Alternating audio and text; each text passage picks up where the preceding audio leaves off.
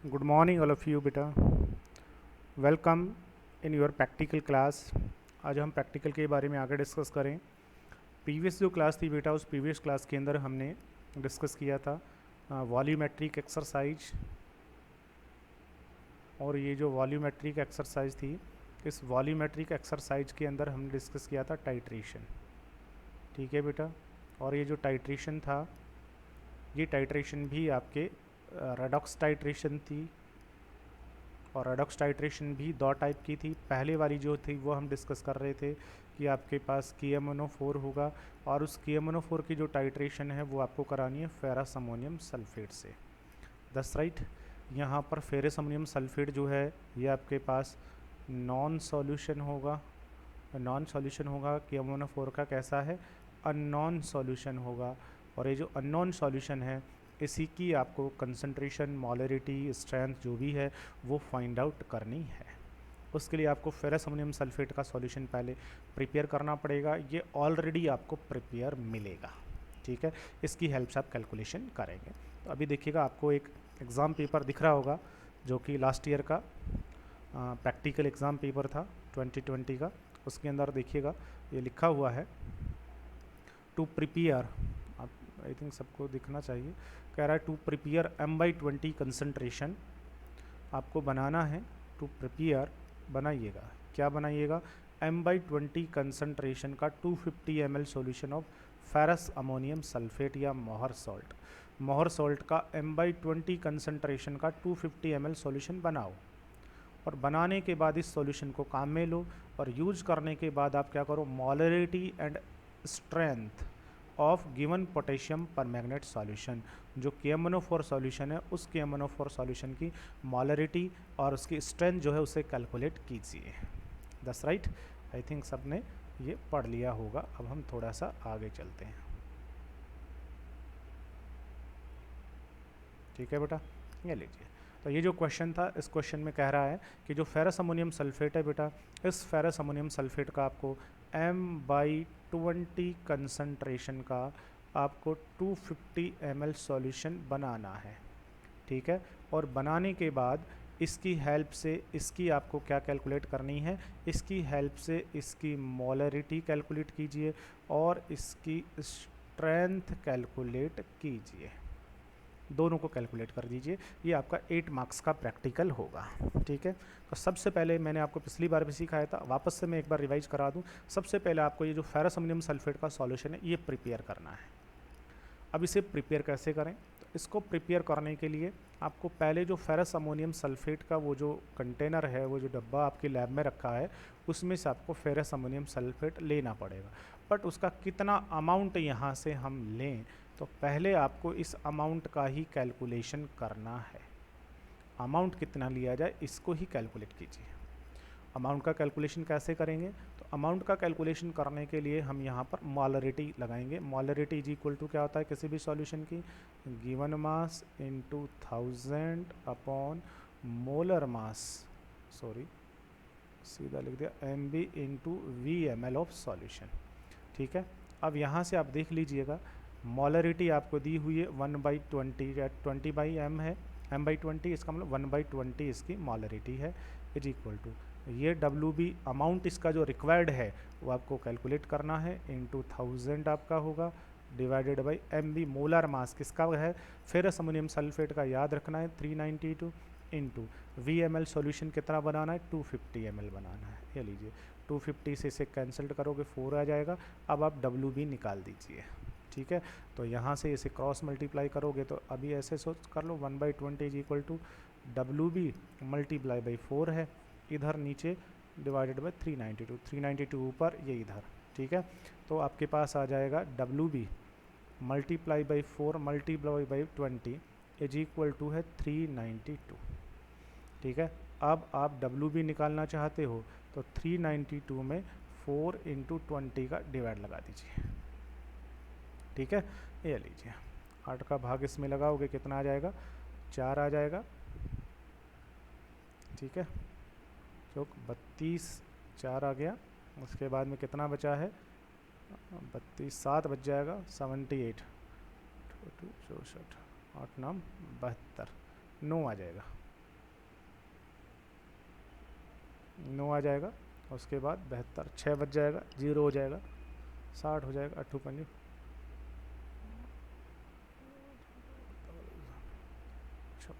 तो अप्रॉक्स 5 आपके पास आ जाएगा। ठीक है, अब इसमें पॉइंट आप लगा देंगे तो ये लीजिए, ये आपके पास पॉइंट आ जाएगा।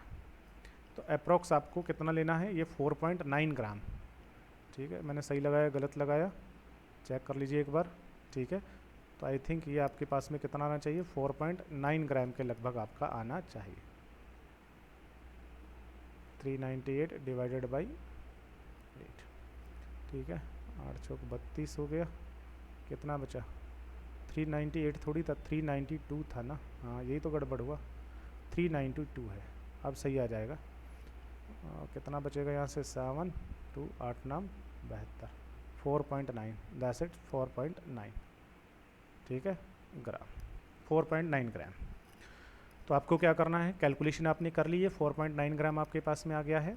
अब आप क्या करेंगे, एक बीकर लेंगे और बीकर लेकर के उसके अंदर क्या करेंगे बेटा, 4.9 ग्राम आपको FAS डालना है, याद रखना है 4.9 ग्राम FAS डालेंगे, वाटर की मिनिमम अमाउंट में इसे डिजोल्व करेंगे और फिर इसके अंदर क्या करना है आपको, जब तक इसका क्लियर सॉल्यूशन नहीं बन जाए तब तक आपको इसमें कंसनट्रेट H2SO4 ऐड करना है। ठीक है, जब क्लियर सॉल्यूशन बन जाए बहुत सावधानी से डालना है। फिर एक राउंड बॉटम वाला फ्लास्क लेंगे जो कि 250 ml का होगा, उसमें लाइन होगी, उसके अंदर ये पूरा का पूरा सॉल्यूशन प्लेस कर देना है। फिर इसमें वाटर ऐड करेंगे और वाटर ऐड करके इसका जो वॉल्यूम है वो यहाँ तक कर लेंगे, ये आपके पास बन गया सॉल्यूशन। KMnO4 का सॉल्यूशन ऑलरेडी आपको दिया जाएगा। ठीक है, तो इस KMnO4 के सॉल्यूशन को कहाँ पर आपको फिल करना है बेटा, KMnO4 का जो सॉल्यूशन है उस सॉल्यूशन को आपने, जो ब्यूरेट आपकी होती है उस ब्यूरेट के अंदर आपने इसको फिल कर देना है। ये ब्यूरेट में फिल कर दीजिएगा, ये आपका ब्यूरेट स्टैंड या टाइट्रेशन स्टैंड आपके पास में है, फिल कर दिया। उसके बाद एक पिपेट लेंगे और वो जो पिपेट है उस पिपेट की हेल्प से, दैट इज पिपेट की हेल्प से आपको कितना लेना है, 20 ml आपको लेना है। ठीक है, 20 ml लेकर के उसको किस में प्लेस करना है, उसको आपको प्लेस कर देना है कॉनिकल फ्लास्क में। ठीक है, दैट इज़ कॉनिकल फ्लास्क, उस कॉनिकल फ्लास्क में आप डाल देंगे।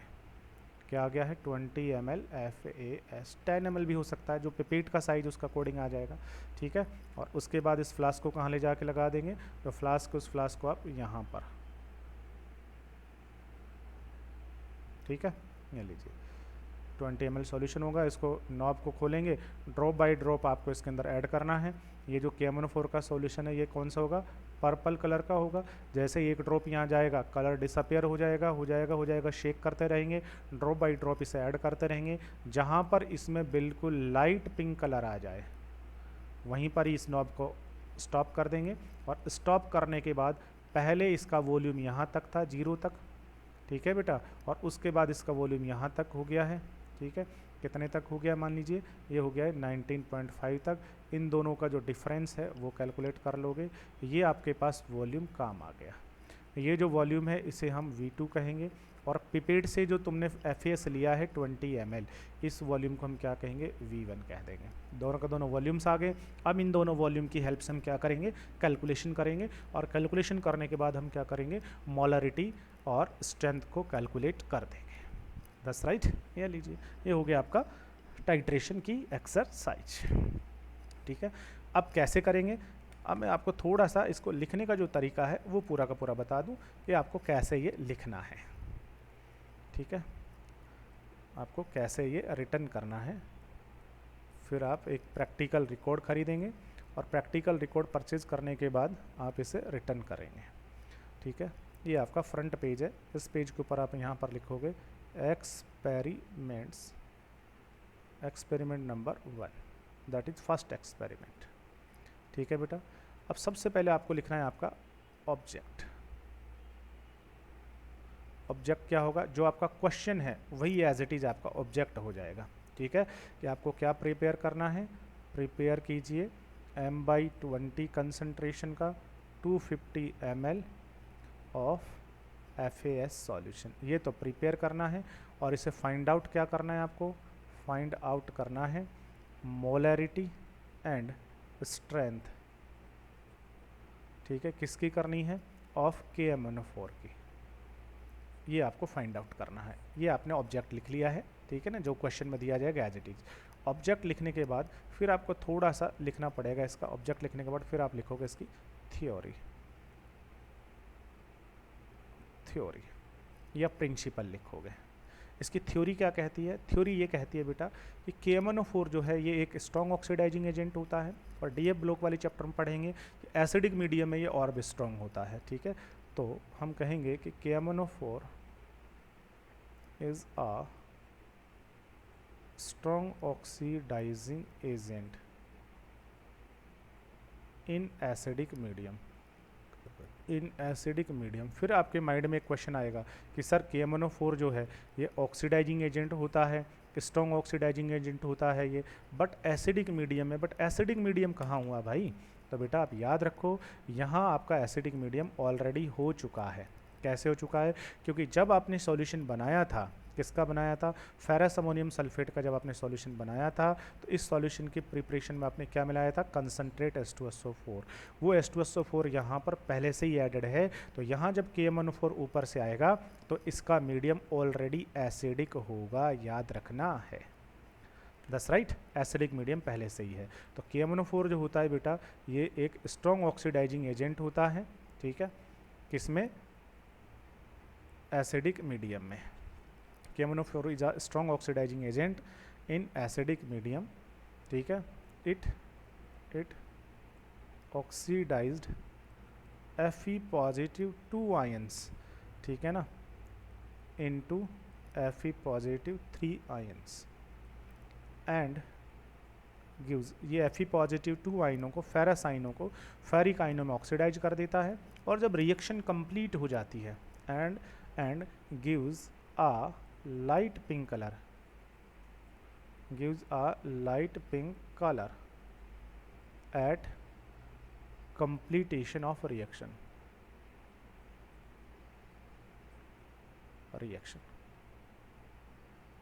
जब रिएक्शन कंप्लीट हो जाती है तो कंप्लीट होने के बाद में जो KMnO4 है ये क्या देता है? एक लाइट पिंक कलर देता है। ये इसकी थ्योरी हो गई बहुत छोटी सी, और भी बढ़ा करके इसको लिखा जा सकता है कि the titration between KMnO4 and ferrous ammonium sulfate is a redox titration। in this titration KMnO4 behave like a oxidizing agent and ferrous ammonium sulfate behave like a reducing agent। ऐसे करके भी हम यहाँ से और भी थ्योरी में point add कर सकते हैं। ठीक है ना, ऐसा भी कह सकते हैं it is a redox titration।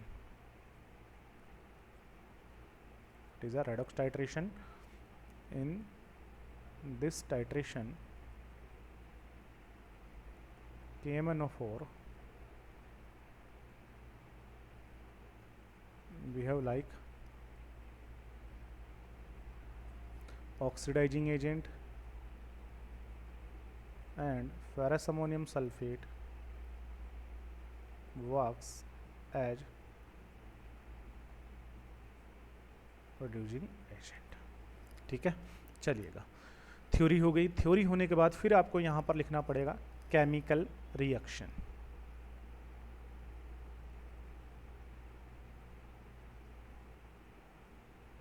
Chemical equation या बैलेंस इक्वेशन आपको लिखनी पड़ेगी।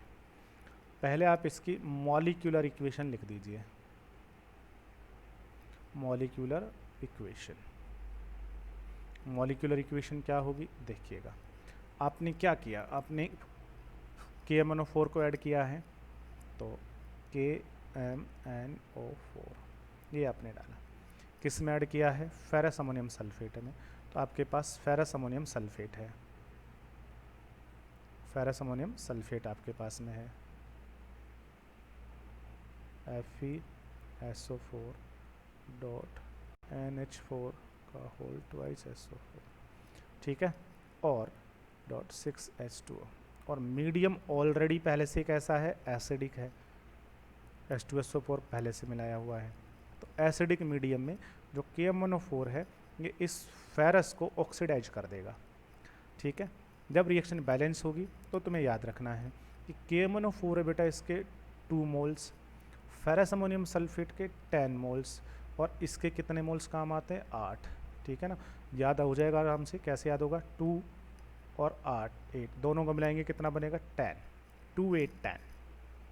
ठीक है, ये लीजिए क्या होगा देखना। यहाँ से 2 पोटेशियम है ना, ये दोनों के दोनों पोटेशियम यहाँ से एक SO4 को कैप्ट करके बना देंगे K2SO4। या लीजिए पोटेशियम का खेल ख़त्म हो गया। Mn क्या करता है, यहाँ से जो Mn होता है बेटा, ये Mn भी बना लेता है MnSO4। कितना Mn है यहाँ से, Mn यहाँ से है 2, तो MnSO4 भी बनेंगे 2। एक SO4 यहाँ चला गया, 2 SO4 यहाँ चले गए, कितने SO4 हो गए 3। यहाँ टोटल SO4 थे कितने 8 में से 3 चले गए, तो अभी कितने SO4 बचे हैं, यहाँ पर 5 SO4 बचे हैं अभी। अब देखो क्या होता ये कि यहाँ पर ये जो था ये था Fe पॉजिटिव 2 और SO4 नेगेटिव 2। ये क्या करता है KMnO4 जब इसको ऑक्सीडाइज करता है तो Fe पॉजिटिव 2 से इसे बना देता है Fe पॉजिटिव 3 और सल्फेट। जब इन दोनों को कंबाइंड करोगे तो क्या सोल्ट बनेगा, तो आप 2 को यहाँ लाओगे, 3 को यहाँ लाओगे, तो ये बन जाएगा Fe तो 2 और SO4 का होल थ्राइस, तो ये बन जाएगा फेरिक सल्फेट। ये फेरस सल्फेट है और अब जो बना ये फेरस सल्फेट, तो क्या करेगा ये फेरस सल्फेट को फेरिक सल्फेट में ऑक्सीडाइज कर देगा, Fe2SO4 का होल थ्राइस बना देगा। ठीक है, अब ऐसे कितने बनेंगे वो भी देख लीजिएगा। यहाँ पर Fe कितने हैं 10, तो 10 Fe जब डबल हो जाएंगे तो ऐसे मॉलिक्यूल कितने बनेंगे 5। अब 5 बनाने के लिए देखो सल्फेट कितना चाहिए, 5 3 जा 15 में से 10 SO4 तो ये काम आ जाएंगे और 5 SO4 यहाँ जो बचे हैं ना ये भी यूज्ड हो जाएंगे। इस तरीके से यहाँ के सारे SO4 चले गए, K भी बैलेंस हो गया, Mn भी बैलेंस हो गया, ऑक्सीजन बची है बचने दीजिए, 10 Fe भी बैलेंस हो गया, ये SO4 भी बैलेंस हो गया, यहाँ से सारे SO4 बैलेंस हो गया। अमोनियम सल्फेट जो थे ना ये 10 के 10 ही रहेंगे, इनमें कोई चेंज नहीं आने वाला है। अमोनियम सल्फेट ऐसे के ऐसे 10 के 10 ही रहेंगे, क्योंकि इनका ना इधर ऑक्सीडेशन नॉर रिड्यूस, कुछ ही नहीं हो रहा है इनका। ठीक है, K जगह गया, Mn गया, FeSO4 गया, अमोनियम सल्फेट गया, यहाँ से SO4 गया, बचा क्या है, बचे हैं यहाँ से ये वाटर, बचे हैं यहाँ से ये हाइड्रोजन और बचे हैं यहाँ से ये ऑक्सीजन। ठीक है, देखो यहाँ से कितने वाटर हैं ये देखना 10, एक मॉलिक्यूल में यहाँ से 6 वाटर हैं, तो 10 मॉलिक्यूल में कितने वाटर हो जाएंगे यहाँ से 60। ठीक है, अब यहाँ से ऑक्सीजन कितने हैं 4 2 जा 8, कुल मिलाकर के 8 ऑक्सीजन है, और यहाँ से हाइड्रोजन भी कितने हैं 8H2 है, 8 क्या है H2, तो 8H2 8O को पकड़ के क्या बना देंगे 8H2O। 60H2O ये वाले हो गए, 60H2O ये वाले हो गए 60H2O, और 8H2 हो गए ये वाले, तो कितने H2O बन जाएंगे बेटा 68 बन जाएंगे H2O। ये हो जाएगी इनकी बैलेंस इक्वेशन। ठीक है, जो कि आपको याद ही रखनी पड़ेगी और एग्ज़ाम में इसे लिखना ही पड़ेगा। अगर आप इसे एग्ज़ाम में नहीं लिखोगे तो आपको इसका कोई मार्क्स नहीं मिलेगा, आपके जो मार्क्स हैं वो डिडक्ट होंगे। ये बैलेंस इक्वेशन आपको याद ही रखनी पड़ेगी। ठीक है, और ज़्यादा कठिन नहीं है, वेरी इजीली। ठीक है, ये हो गई आपकी मॉलिक्यूलर इक्वेशन। मॉलिक्यूलर इक्वेशन होने के बाद में हम यहाँ से आयनिक इक्वेशन भी लिख सकते हैं। आयनिक इक्वेशन में क्या होगा, यहाँ से देखिएगा, यहाँ से कौन सा आयन है बेटा, यहाँ से है आपके पास में मैग्नेट आयन। अगर यहाँ से हम दोनों पोटेशियम को हटा दें, पोटेशियम अगर यहाँ से चला जाए तो ये आपके पास क्या बचेगा, ये बचेगा MnO4 negative, that is manganate ion. ठीक है, मैग्नेट आयन। और यहाँ से क्या है आपके पास में, यहाँ से आपके पास में है ferrous ion, Fe positive 2 ion. ठीक है, और मीडियम एसिडिक है तो यहाँ से क्या होंगे आपके पास में, यहाँ से आएंगे H positive ion. That's right. अब मैग्नेट आयन ऐसे कितने बनेंगे 2, Fe आयन यहाँ से ऐसे कितने रहेंगे, Fe के जो आयन से बेटा वो Fe के आयन यहाँ से रहेंगे 10। That's right. और H पॉजिटिव आयन पूरे के पूरे यहाँ से कितने बनने वाले हैं, तो देखिएगा 8 2 जा 16, तो कितने H पॉजिटिव आयन बनेंगे बेटा 16 H पॉजिटिव आयन बनेंगे। उससे बन क्या आ रहा है, तो देखिएगा Mn जो है वो Mn यहाँ किस में कन्वर्ट हो गया, मैग्नीज सल्फेट में। इसमें ये SO4 नेगेटिव 2 Mn पॉजिटिव 2, तो यहाँ दोनों के दोनों जो Mn है वो Mn कन्वर्ट हो गए Mn पॉजिटिव 2 में। ठीक है, Fe जो थे 10, वो 10 Fe यहाँ से देखिए किस में कन्वर्ट हो गए, Fe पॉजिटिव 3 में। तो Fe जो थे 10 वो 10 के 10 कन्वर्ट हो गए Fe पॉजिटिव 3 में। ठीक है, और अब बचे कौन है, ये 16H है ना, इन्होंने यहाँ से 4 टू 8 ऑक्सीजन को कैप करके क्या बना दिया है, यहाँ से बना दिया है 8 वाटर। ये हो गई आपकी आयनिक इक्वेशन। ठीक है, इसे और सिंपल करना चाहें तो इस पूरे के अंदर 2 का डिवाइड लगा दें, तो 2 से डिवाइड कर दोगे तो क्या बचेगा आपके पास, MnO4 नेगेटिव आयन। यहाँ से 2 से डिवाइड कर दोगे तो 5 आपको चाहिए Fe पॉजिटिव 2 आयन। इसे भी 2 से डिवाइड कर दो तो 8 आपको चाहिए H पॉजिटिव आयन। 2 से डिवाइड कर दो तो 1 बनेगा Mn पॉजिटिव 2। 2 से डिवाइड कर दो तो 5 बनेंगे आपके पास Fe पॉजिटिव 3 और 4 बन जाएंगे आपके पास वाटर। ये भी आयनिक इक्वेशन लिखी जा सकती है, चाहे आप ये लिख सकते हैं इस तरीके से। सबसे पहले आपको ऑब्जेक्ट लिखना है, ऑब्जेक्ट लिखने के बाद थ्योरी लिखनी है, थ्योरी लिखने के बाद केमिकल इक्वेशन लिखनी है, और केमिकल इक्वेशन में मॉलिक्यूलर भी लिखनी है और आयनिक इक्वेशन भी लिखनी है। Molecular equation that is very very necessary and important. That's right. चलिएगा, इतना लिखने के बाद में अब क्या करना है, अब थोड़ी सी और चीज़ें लिखेंगे। और क्या लिखना है, फिर आप नेक्स्ट जो पॉइंट यहाँ पर लिखोगे, इतना करने के बाद में जो नेक्स्ट पॉइंट आपको यहाँ से लिखना है, नेक्स्ट जो पॉइंट आप यहाँ से लिखेंगे वो आपको लिखना है, इसको मैं रफ कर दूँ। ठीक है, इक्वेशन लिखने के बाद में नेक्स्ट पॉइंट जो है वो आप लिखोगे इंडिकेटर। बताइए यहाँ पर आपने इंडिकेटर आपने यहाँ से कोई यूज किया है क्या? नहीं बेटा, यहाँ आपने कोई अदर इंडिकेटर यूज़ नहीं किया। यहाँ पर KMnO4 सेल्फ इंडिकेटर है, KMnO4 सेल्फ इंडिकेटर है। इंडिकेटर क्या काम करता है? इंडिकेटर इंडिकेट करता है कि रिएक्शन कंप्लीट हुई या नहीं हुई। ठीक है ना, यहाँ पर KMnO4 सेल्फ इंडिकेट कर देगा कि रिएक्शन कंप्लीट हो गई है, लाइट पिंक कलर आ गया है इसलिए। ठीक है, एंड पॉइंट, एंड पॉइंट पर क्या होगा, बोलिए एंड पॉइंट कैसे पता लगेगा? एंड पॉइंट पर क्या होगा, लाइट पिंक कलर आएगा, लाइट पिंक कलर आपका आ जाएगा एंड पॉइंट पर। ठीक है, इतना काम होने के बाद में अब आप क्या करना है, अब आप थोड़ा सा आगे चलेंगे।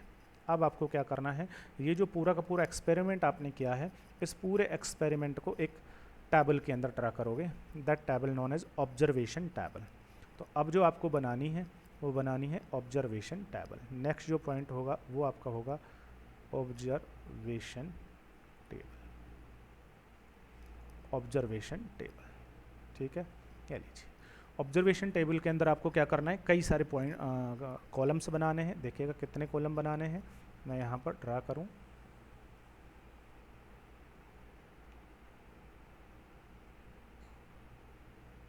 सबसे पहला कॉलम बनाना है, सबसे पहला जो कॉलम बनाना है दैट इज सीरियल नंबर। ठीक है, उसके बाद दूसरा सेकंड जो कॉलम बनाना है, इस कॉलम के अंदर आपको क्या लिखना है, इस कॉलम में आपको लिखना है, हालांकि आपको रेड पेन यूज़ नहीं करना है बट मैं फिर भी लिख रहा हूँ। इसके अंदर दूसरा जो कॉलम आप बनाएंगे, यहाँ पर लिखना है volume of ferrous ammonium sulphate taken by pipette. Pipette से जो आप फेरस अमोनियम सल्फेट का सॉल्यूशन ले रहे हो, उस सॉल्यूशन का वॉल्यूम। ठीक है, जो फेरस अमोनियम सल्फेट का सॉल्यूशन लिया है उसका वॉल्यूम।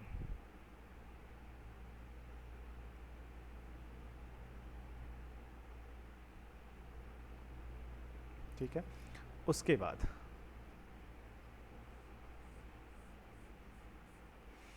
बाद आपको एक सेकंड कॉलम बनाना है, और सेकंड जो कॉलम आप बनाओगे उसके अंदर लिखोगे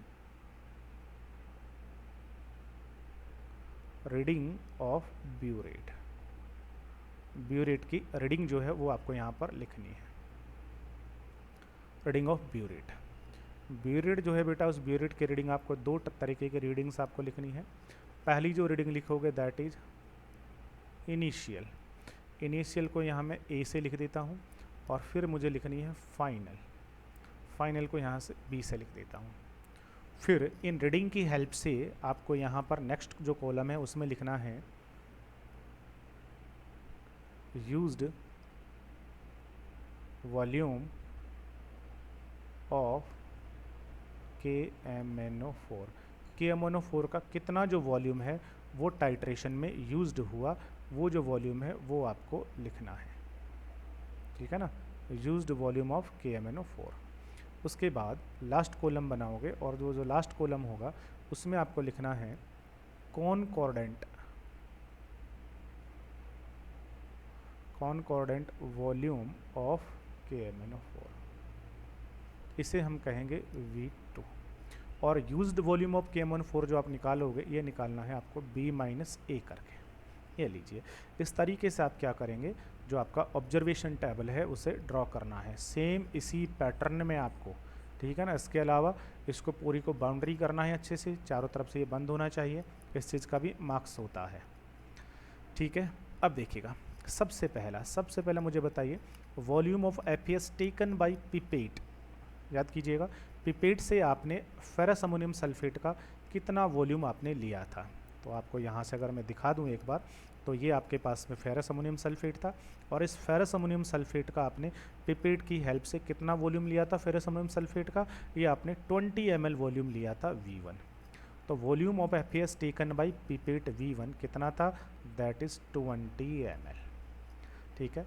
फिर नेक्स्ट जो कॉलम है वो है रीडिंग ऑफ ब्यूरेट और ब्यूरेट का इनिशियल रीडिंग। पहले आपने क्या किया, पहले आपने बेटा ये जो ब्यूरेट था, इस ब्यूरेट को आपने पहले पूरा का पूरा फिल किया है। तो ऊपर तक जब आप इसके अंदर KMnO4 जो था, इस KMnO4 को जब इसे फिल करोगे तो यहाँ तक इसकी जो रीडिंग है वो है 0।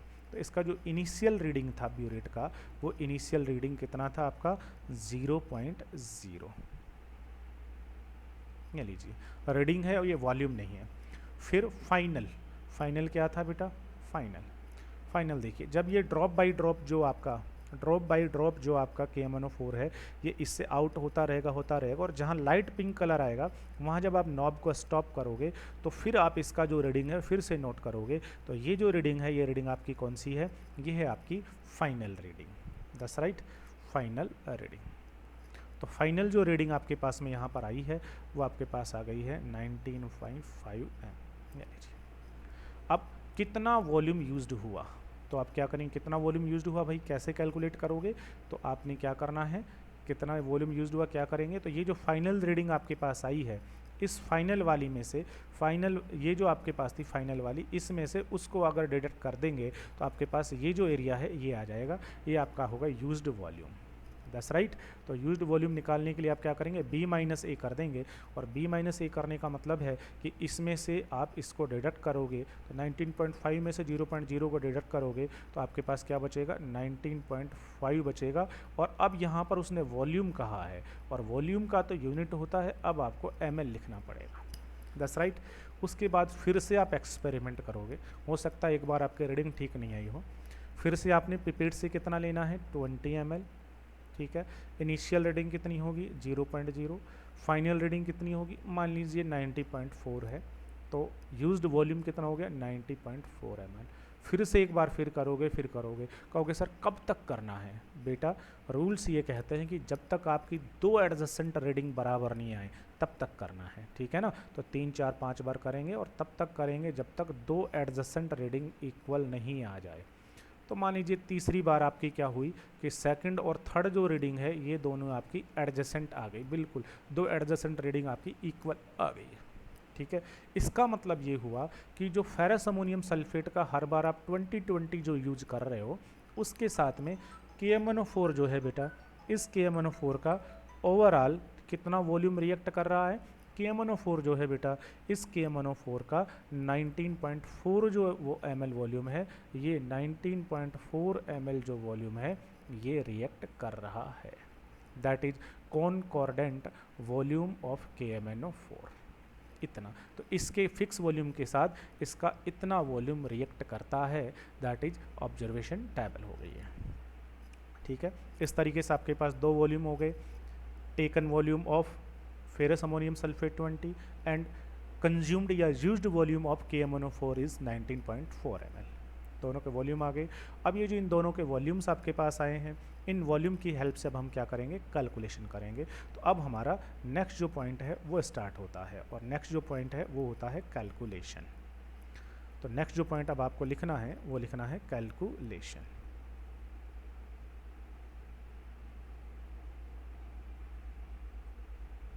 कैलकुलेशन। ठीक है, जब आप रिकॉर्ड बनाओगे तो जो कैलकुलेशन का पॉइंट है ये आपको, जो आपका ब्लैंक पेज है ना जिसमें लाइन नहीं है, उसके ऊपर लिखना है। किसके ऊपर लिखते हैं ये? आपका जो ब्लैंक पेज होता है रिकॉर्ड का, उसके ऊपर आप क्या करेंगे, ये जो कैलकुलेशन है इसे लिखेंगे ब्लैंक पेज पर। ब्लैंक पेज के ऊपर आपको लिखना है कैलकुलेशन। अब कैलकुलेशन का सबसे पहला पॉइंट बोलिएगा, क्या कैलकुलेशन की थी? तो देखिएगा कैलकुलेशन में आपको सबसे पहला पॉइंट तो आपको कैलकुलेशन में वही लिखना है। वही कौन से वाला लिखना है? तो कौन सी कैलकुलेशन की थी? तो देखो सबसे पहले तो आपने कैलकुलेशन जो की थी वो ये वाली कैलकुलेशन की है, ये वाली कैलकुलेशन की है। तो सबसे पहले तो आप यही कैलकुलेशन करोगे, दैट्स राइट। तो यही कैलकुलेशन आपको यहाँ पर लिखनी पड़ेगी प्रैक्टिकल के अंदर। ठीक है, तो कैलकुलेशन का सबसे फर्स्ट जो पॉइंट होगा, ये सबसे फर्स्ट पॉइंट होगा कैलकुलेशन फॉर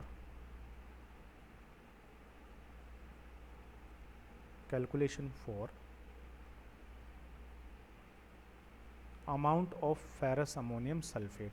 जो फेरस अमोनियम सल्फेट का जो अमाउंट है, उस अमाउंट के लिए आपको कैलकुलेशन करनी है, और उस अमाउंट को आप किससे लिख रहे हो? WB से लिख रहे हो, that's right.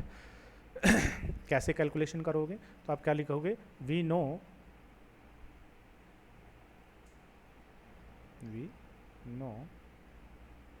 That molarity of solution is. तो अब आप यहाँ से सीधा कह दीजिए कि जो सॉल्यूशन की मोलरिटी होती है इज इक्वल टू क्या होता है? WB into 1000 upon molar mass MB into VmL solution.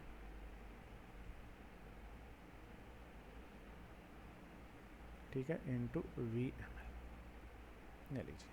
अब यहाँ से जो आपको दिया गया है वो बता दीजिएगा। हेयर क्या क्या है, यहाँ से देखिएगा, यहाँ से आप इन सब चीज़ों को नोट करके बता दीजिए।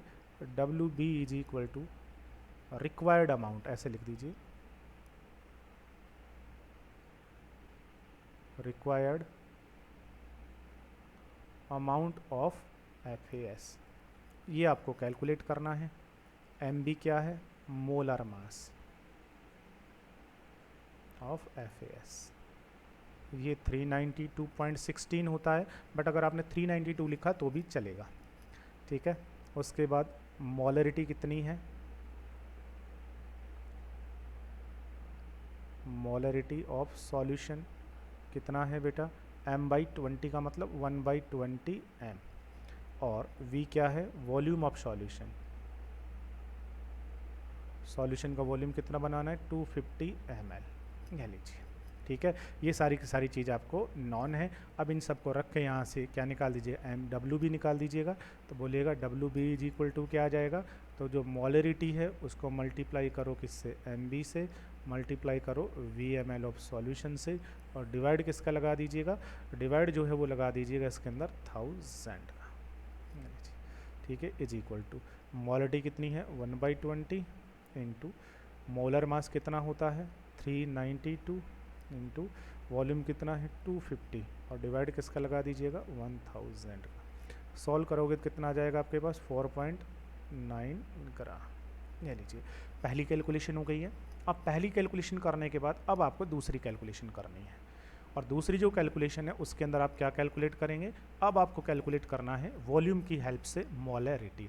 तो कैलकुलेशन का जो सेकंड पॉइंट है, ये सेकंड पॉइंट होगा calculation for molarity of KMnO4 solution. अब आपको KMnO4 का जो सॉल्यूशन है उस सॉल्यूशन के लिए कैलकुलेशन करनी है। ठीक है, कैसे कैलकुलेट करेंगे? तो आप यहाँ पर लिखोगे from molarity equation, molarity equation से। ठीक है, क्या कहती है? वो कहती है कि M1V1 upon N1 is equal to M2V2 upon N2, ये मोलरिटी इक्वेशन है।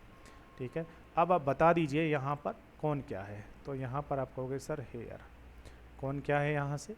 तो यहाँ से आप कहोगे कि सर M1 क्या है? M1 is equal to molarity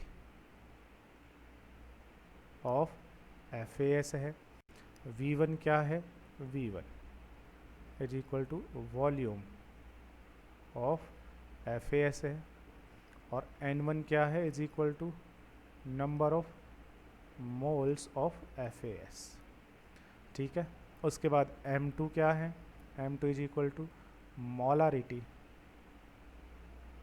of KMnO4, molarity of KMnO4, molarity of KMnO4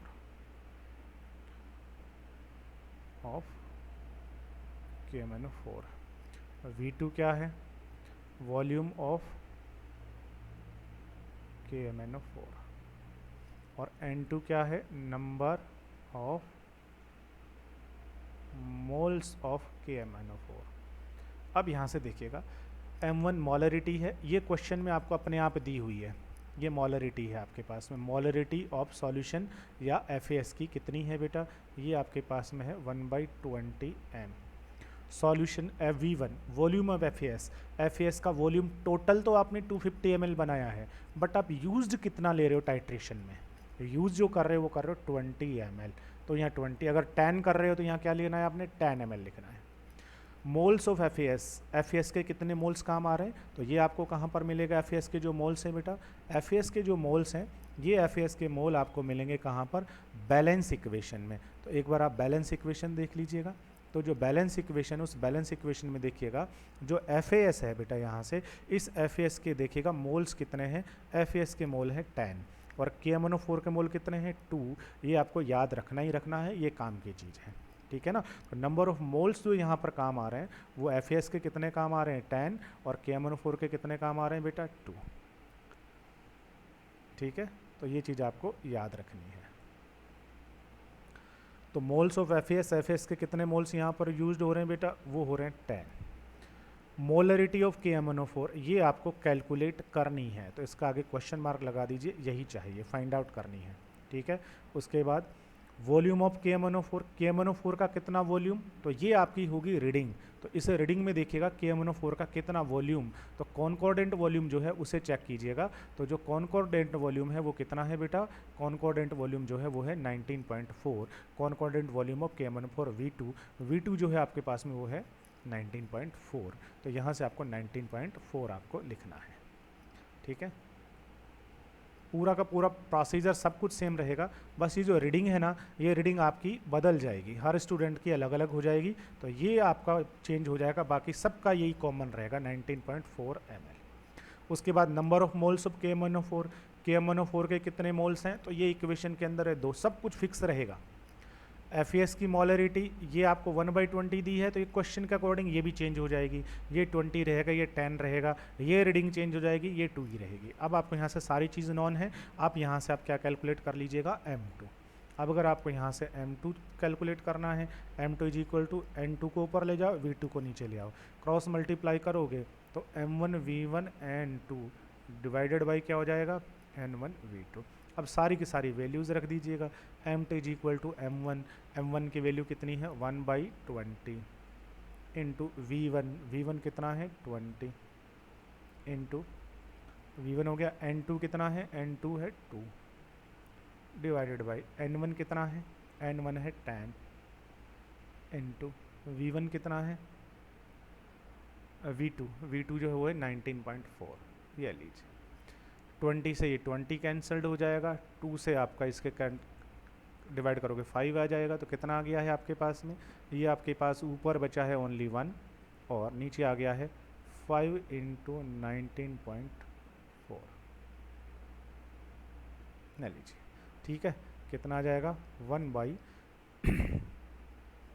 से मल्टीप्लाई करोगे 5 4 जा 20 की 0 पॉइंट आ जाएगा, 2 बच गया, 9 5 जा 45 45 47 का 7 आ जाएगा, हासिल 4 5 1 5 और 97।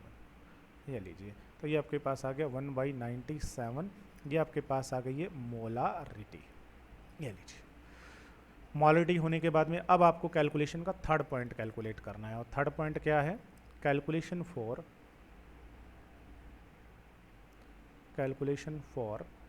Strength of KMnO4, calculation for strength of KMnO4 की जो स्ट्रेंथ है उसके लिए, स्ट्रेंथ का मतलब सीधा सा ग्राम पर लीटर के लिए, ग्राम पर लीटर के लिए क्या फॉर्मूला होता है बेटा, तो मैंने आपको बताया हुआ है कि किसी का भी जो ग्राम पर लीटर होता है ये होता है बराबर उसका जो मोलरिटी है, उसकी जो मोलरिटी है उससे उसके मोलर मास से मल्टीप्लाई कर दीजिए, तो आपके पास क्या आ जाएगा, ग्राम पर लीटर आ जाएगा। दस राइट, चलिएगा तो ग्राम per litre is equal to क्या आ जाएगा, मोलरिटी। मोलरिटी कितनी आई है KMnO4 की, वो आई है आपके पास M2, तो M2 से मल्टीप्लाई कर दीजिए मोलर मास। तो साइड में लिखोगे यहाँ पर हेयर, क्या लिखोगे, molar mass of KMnO4 is equal to 158, ये लीजिए ग्राम पर मोल। ये होता है इसका एक मोल का वजन जो है कितना ग्राम होता है, 158 ग्राम पर मोल। ठीक है, मोलर मास कितना होता है बेटा, 158 gram per litre is equal to molarity कितनी आई है, 1/97 मल्टीप्लाई बाई 158। ठीक है, इसे सॉल्व कर लीजिए, जो भी आंसर आएगा वो आ जाएगा ग्राम पर लीटर। ले लीजिए, इस तरीके से आपका जो टाइट्रेशन का क्वेश्चन है ये कंप्लीट हो गया। अब इतना करने के बाद अब आपको क्या करना है, लास्ट जो पॉइंट है वो लास्ट सबसे आखिरी का जो पॉइंट है वो पॉइंट लिखना है, और वो जो पॉइंट होगा वो होगा आपका रिजल्ट। और रिजल्ट आपको लिखना है, ठीक है ना, रिजल्ट रिजल्ट क्या आया है, रिजल्ट आपका आपका आ गया है, रिजल्ट में आप लिख देंगे molarity of given KMnO4 solution is कितनी है, 1/97 m एंड स्ट्रेंथ इज कितनी है, जो भी आपकी आई इतने ग्राम पर लीटर, फुल स्टॉप। ये लीजिए, ये आपका रिजल्ट हो गया है इतनी मोलरिटी है उसकी और इतना ग्राम पर लीटर सॉल्यूशन है। ये आपका हो गया है क्वेश्चन कंप्लीट। 8 मार्क्स का जो क्वेश्चन है वो आपका सॉल्व हो गया है। दस राइट। अब एक बार आप इसका प्रीव्यू देख लीजिए पूरा का पूरा, क्या क्या हमने लिखा है, कैसे कैसे आपको ये रिटर्न करना है। ठीक है, क्या क्या है आपका, तो देख लीजिए, ये आपका एक्सपेरिमेंट नंबर 1 है। ठीक है, तो ऑब्जेक्ट में क्या लिखना है, ऑब्जेक्ट के अंदर आपको जो मैंने यहाँ लिखाया हुआ है, ऑब्जेक्ट के अंदर आपको ये जो चीज़ है ये आपको ऑब्जेक्ट के अंदर लिखनी है। ठीक है, ये आपको ऑब्जेक्ट के अंदर लिखना है पूरा का पूरा, ये आपका ऑब्जेक्ट है, ये आपका ऑब्जेक्ट है। ठीक है, to prepare M/20 concentration 250 ml solution of ferrous ammonium sulfate. Using this solution find out the molarity and strength of the given potassium permanganate solution. ठीक है, ये जो मैंने इधर जो आपको समझाया, ये जो मैंने इधर जो आपको समझाया है, ये पूरा का पूरा मैंने प्रोसीजर आपको बताया है। ठीक है ना, ये पूरा का पूरा जो बताया हुआ है इधर मैंने ये प्रोसीजर बताया है कि कैसे कैसे आपको करना है। ये प्रैक्टिकल पार्ट है, ये सब आपको करना है वहाँ पर लेबोरेटरी में। और ये पूरा करने के बाद इसको डिजोल्व करना है, वेट करना है, सॉल्यूशन बनाना है, पिपेट में डालना है, फ्लास्क में डालना है, रीडिंग लेना है। ठीक है ना, 19.5 जो भी आपकी आ रही है वो रीडिंग आप ले लोगे। इतना काम करने के बाद फिर आपका काम स्टार्ट होता है रिटर्न वर्क, और ये जो इधर जो है ये पूरा का पूरा रिटर्न वर्क है आपको। ठीक है, ये आपका रिटर्न वर्क है। तो सबसे पहले ऑब्जेक्ट लिखना है, फिर थ्योरी लिखनी है, फिर केमिकल इक्वेशन लिखनी है, मॉलिक्यूलर लिखोगे, और उसके बाद आयनिक इक्वेशन लिखोगे, और ये आपको याद भी होनी चाहिए सारी की सारी इक्वेशंस। ठीक है बेटा, उसके बाद जो जो पॉइंट्स मैंने बताए वो पॉइंट्स आपको लिखने हैं।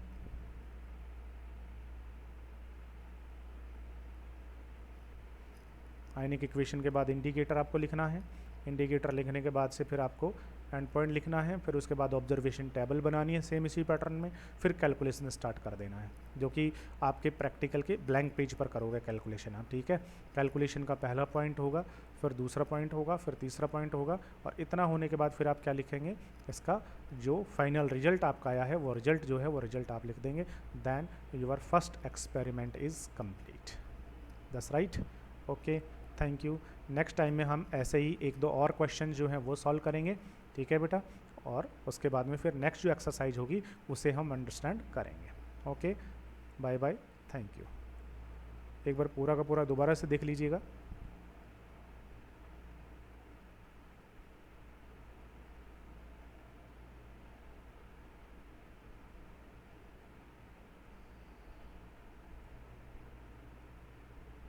ये क्वेश्चन पेपर था, ये हमने प्रैक्टिकल एक्सप्लेन किया और उसके बाद हमने यहाँ से उसको रिटर्न जो पार्ट था, डिक्टेशन पार्ट, वो स्टार्ट किया।